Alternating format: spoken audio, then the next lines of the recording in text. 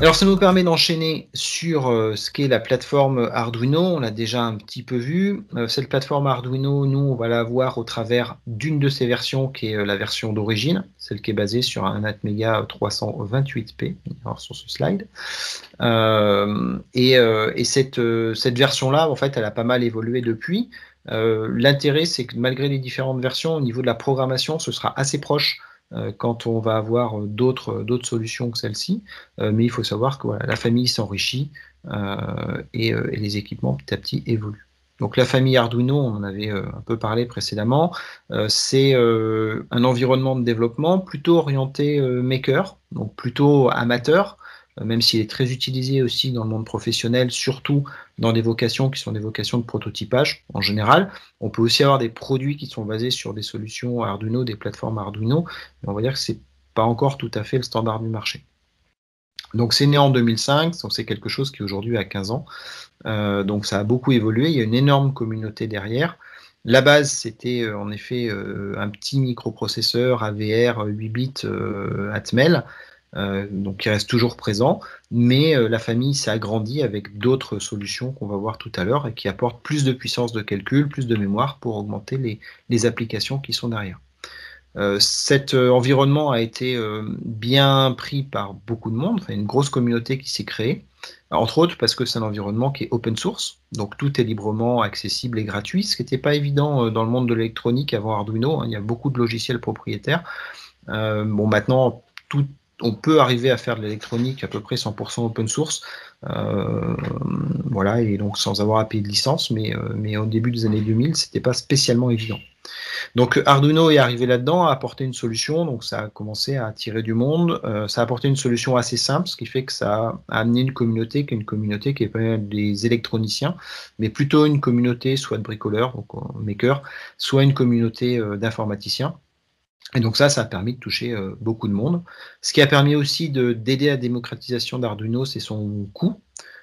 Puisque alors les coûts ont baissé hein, depuis. Au début, on va dire que les seuls boards qui étaient disponibles étaient un peu plus chers, mais depuis que il y a énormément de clones de ces boards Arduino de base, on a des coûts d'accès à la technologie qui tournent entre 1 et 5 euros.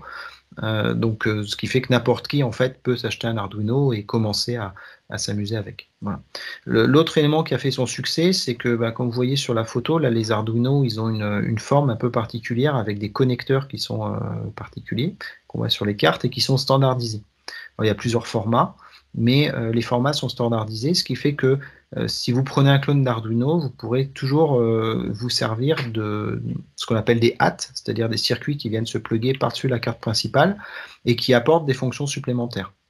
Donc du coup, il y a énormément de fonctions supplémentaires qui sont disponibles et qui font que bah, il est facile d'utiliser Arduino, je sais pas, pour faire une centrale météo, pour faire de la robotique, pour piloter une imprimante 3D, enfin tout un tas d'applications qui ont été faites et qui ont été rendues très accessibles par cette multitude d'extensions possibles, voilà, qui ont permis de toucher un peu tout le monde et qui est aussi accessible avec des prix généralement plutôt bas. Alors cette famille Arduino, bon, je vous ai montré la famille d'origine, hein, celle qui est basée sur un 328p. Elle existe sous plusieurs formats avec le même chip. Alors il peut y avoir des formes différentes aussi, hein, ce que vous voyez sur la partie de gauche, vous voyez la version DIP sur la partie du haut, qui est un Arduino Uno. En TP, on a manipulé donc la même carte, c'est-à-dire une carte au format Uno, mais avec un composant qui n'est pas un composant DIP, donc qui est beaucoup plus compact, et qui est le même qu'on va retrouver sur les Arduino micro et nano que vous avez en photo à côté. Les trois cartes que vous voyez, en fait, elles ont exactement les mêmes fonctions, elles ont exactement les mêmes I/O. C'est juste des formats qui sont différents. Donc derrière, on aura des possibilités d'extension différentes. Ça a des avantages d'en avoir des plus petits, qui tiennent dans des boîtes, par exemple, plus facilement. Ça a avantage d'en avoir des plus gros. On peut mettre des hâtes qui sont plus divers dessus. Enfin voilà, donc il y a pas mal de raisons pour lesquelles tous ces modèles existent, mais en tout cas, ils sont standards. Alors cette version d'Arduino d'origine, c'est un microprocesseur, un microcontrôleur, pardon, donc qui intègre les différents éléments d'architecture dont on a parlé. Donc un processeur qui est cadencé à 20 MHz. Donc, vous voyez, hein, le processeur qui est dans votre ordinateur, il travaille à 2 GHz ou 3 GHz. Là, on est à 20 MHz. Donc on tourne 100 fois moins vite à peu près que vos ordinateurs. En fait, on tourne même beaucoup plus que 100 fois moins vite, puisque en réalité, ici, il n'y a qu'un seul cœur, c'est un cœur 8 bits, alors que vos ordinateurs, eux, ils ont plusieurs cœurs, et c'est des cœurs 64 bits, avec des architectures beaucoup plus complexes, et du cache et autres. Donc voilà, les performances sont absolument incomparables. On ne va pas faire tourner Windows sur un Arduino, ça n'a pas de sens. C'est fait pour faire les choses très simples. En termes de mémoire RAM, alors là, on a 2 kilooctets de mémoire. Donc c'est vraiment tout petit, mais ça suffit pour faire énormément de choses. En termes de flash, donc là, on va pouvoir stocker le programme. Donc c'est notre mémoire persistante, hein, celle qui contient le programme. On a 32 kilooctets. Alors ça paraît tout petit, mais il faut quand même avoir en tête que finalement, dans le monde des microcontrôleurs, 32 kilooctets, c'est déjà pas mal. Donc ça permet de faire des choses assez avancées. C'est ce qui est intéressant en fait avec ce processeur-là, c'est qu'il coûte vraiment pas cher et en fait il a pas mal de mémoire, donc il est quand même assez intéressant. Donc ça, on arrive à le sortir autour de 2 $, grosso modo, ce qui fait que c'est vraiment pas cher. Il y a des évolutions, bien sûr, qui ont été faites de ce système-là, entre autres avec l'arrivée des ARM, qui maintenant sont devenus des standards sur le marché. Hein. Donc les composants ARM, enfin la famille de processeurs ARM, c'est ce que vous avez dans vos téléphones portables la plupart du temps. Alors il existe plusieurs catégories dans la famille ARM. Là, on est sur ce qu'on appelle les ARM Cortex M0, c'est-à-dire les plus petits de cette famille-là, qui sont très peu gourmands en énergie, qui coûtent très peu cher, qui ne prennent pas de place, alors que dans vos téléphones, vous avez des A6, A7, A8, voilà, qui sont des familles qui sont vraiment faites pour faire plutôt du desktop et donc qui sont très performantes. Voilà. Et ça ne coûte pas le même prix, c'est pas tout à fait la même chose, mais on va dire qu'il y a une base d'architecture qui est commune, il y a un jeu d'instruction qui est en partie commun, et ainsi de suite. Donc ces Arduino Zero, c'est la nouvelle génération d'Arduino.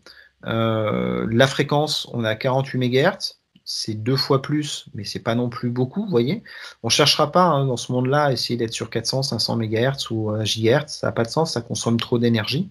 Ce qui est important quand on est dans ces familles-là et donc dans le monde de l'embarqué, c'est d'économiser l'énergie en général pour tenir le plus longtemps possible sur des piles. Donc par conséquent, on ne va pas aller très haut en fréquence. On peut monter plus haut que ça, mais on ne va pas aller très très haut.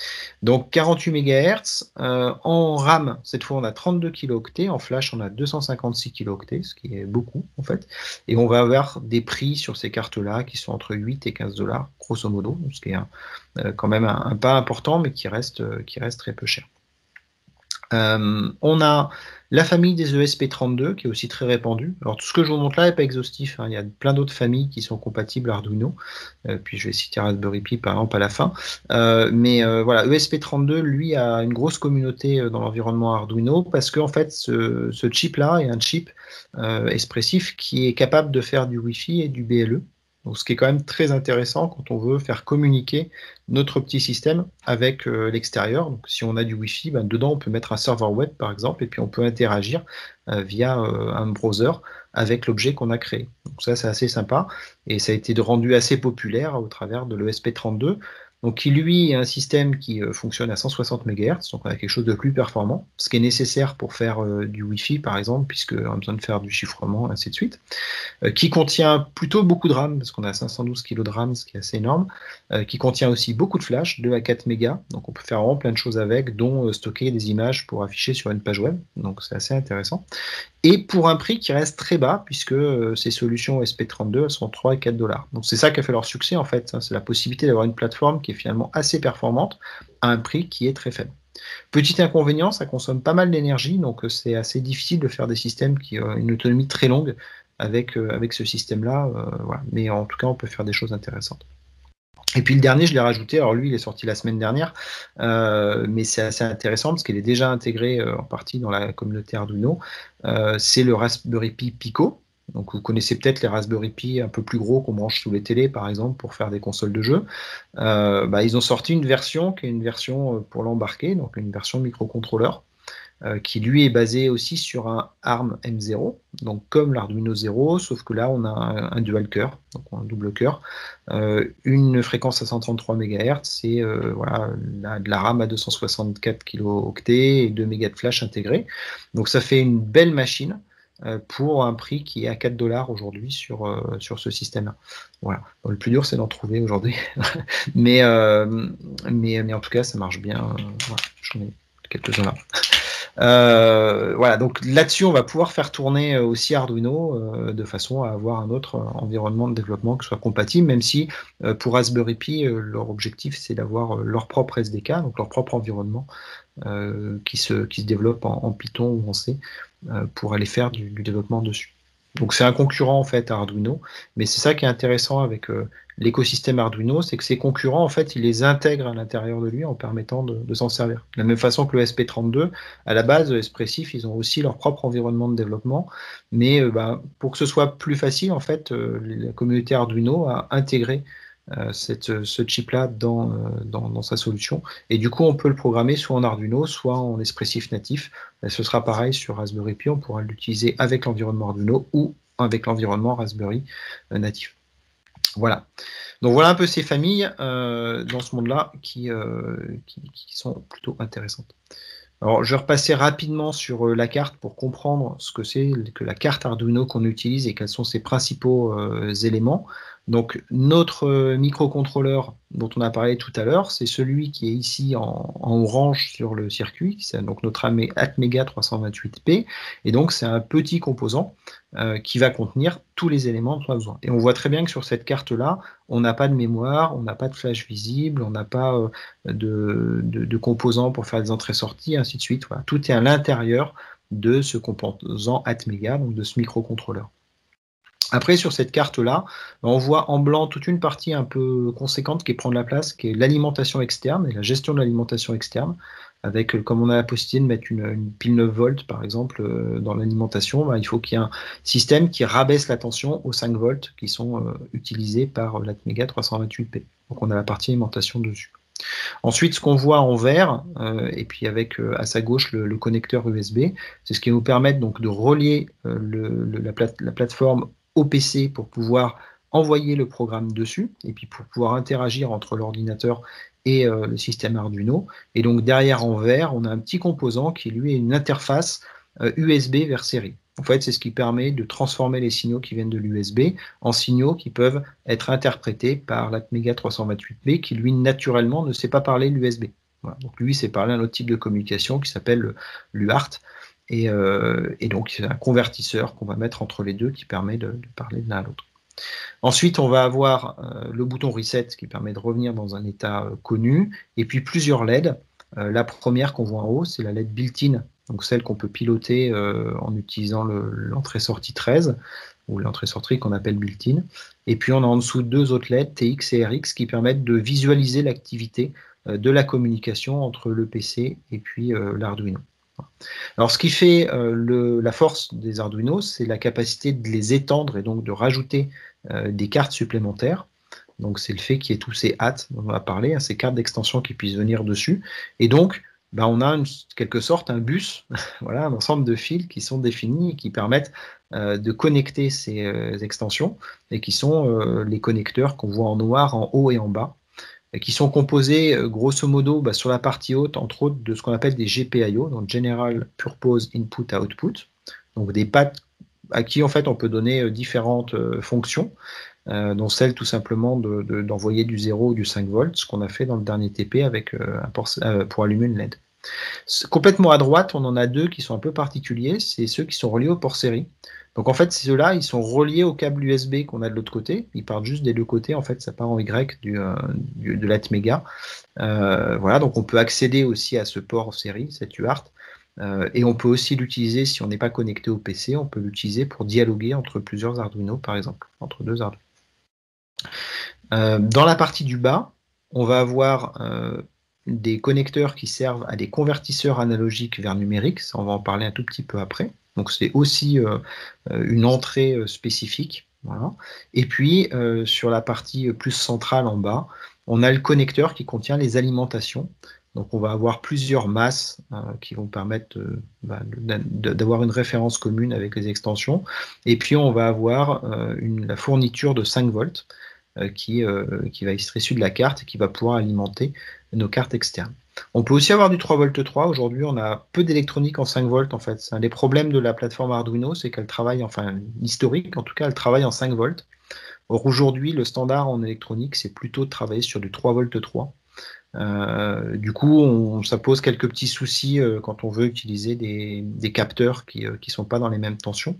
Voilà, c'est pour ça que l'Arduino Zero est assez intéressant aussi, parce que justement, lui est sur une base 3,3 V, donc ça aide un peu. Mais là où il faut faire attention, et pourquoi je vous parle de ça, c'est parce que sur cette partie power, il y a un 3,3 V qui est disponible, donc des fois on peut être tenté de l'utiliser. Sauf que ce 3,3 V, il est fourni par l'USB, et donc si on débranche l'USB par exemple, et qu'on utilise une batterie externe, on aura du 5 volts, mais on n'aura pas du 3,3 V. Il faut faire attention à ça. Après, on a aussi des cartes Arduino qui fonctionnent en 3,3 V, parce que l'Atmega 328P, il est fait pour 5 volts, mais il marche aussi assez bien en 3,3 V. Donc on peut aussi alimenter des cartes Arduino en 3,3 V, ou trouver des cartes qui sont alimentées en 3,3 V, ce qui permet de régler le problème d'extension dont j'ai parlé tout à l'heure. Mais celle-ci étant alimentée par l'USB qui est en 5 volts, bah, du coup on a une alimentation naturelle en 5 volts. Donc là, on a vu l'architecture extérieure de la carte, et là, mais on va passer juste une petite seconde dessus, sur l'architecture intérieure de notre Atmel 328P. Donc ça ressemble à ça, et vous voyez qu'on retrouve tout un tas de choses qu'on a vues précédemment, finalement, et on va donc retrouver en fait dedans notre architecture Harvard, puisqu'on a dans notre système, vous voyez, l'AVR qui est en centre, qui est vraiment le cœur, donc le CPU, donc c'est lui qui a l'unité de calcul, l'unité de contrôle et les registres. On voit que cette unité de calcul, elle est reliée directement à une flash, donc qui est notre mémoire de stockage de notre programme, et on voit en parallèle qu'on a un databus. Donc ce databus, ça correspond au bus qu'on a vu sur notre architecture Harvard, sur lequel on va retrouver notre mémoire, notre mémoire RAM, qui va être connectée dessus. On va retrouver, alors par contre, j'ai une petite bêtise, que la SRAM elle est en haut, enfin au final, ça, voilà, elle est à part, mais l'idée est la même. Et après, on va retrouver tout un tas d'entrées-sorties sur notre système. Donc, des convertisseurs analogiques, nos USART, qui sont nos UART, donc nos ports de communication série, d'autres ports de communication qu'on verra un petit peu plus tard, l'horloge qui est située sur la partie gauche, voilà. Et puis ensuite les GPIO qui vont être connectés sur la partie droite ici avec les IO. Alors là encore, vous voyez qu'on a plusieurs bus, hein.